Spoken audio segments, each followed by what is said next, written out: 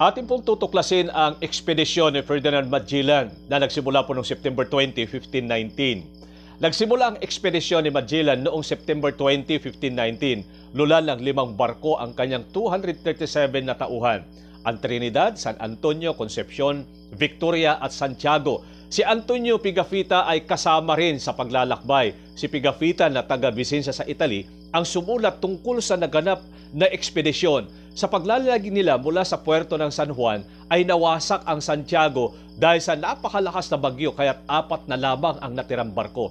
Nagpatuloy pa rin sila sa kanilang paglalakbay hanggang sa matuklasan ng isang kipot sa pagitan ng karagatan ng Atlantic at Pacific noong October 21, 1520. Ang kipot na ito ay naghihiwalay sa dulong katimugan ng Latin America at ng pulo ng Tierra del Fuego ng Chile.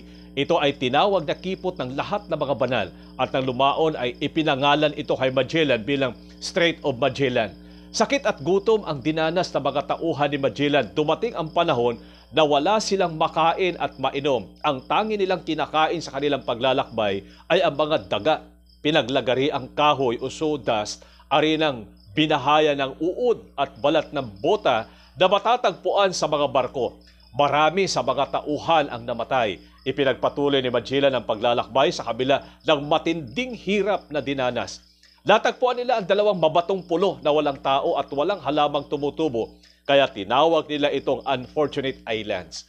Noong March 6, 1521, darating nila ang Guam at mga karating pulo at tinawag nila itong Islas de Velas Latinas o Islands of Latin Sail. Sapagkat marami silang natagpo ang bangkang may layag, ngunit ito ay pinalitan nila ng Isla de Ladrones o Isla na baga magnanakaw dahil dito ninakaw ang maliit na barko o bangka ng kanilang barkong Trinidad. Mula sa Marianas Islands, nagpatuloy ng paglalakbay pahilaga si Magellan. Natanaw niya ang pulo ng Samar noong March 16, 1521. Sa susunod, ating pag-aaralan ang unang pagdating ng mga Espanyol sa Pilipinas. Maraming salamat po.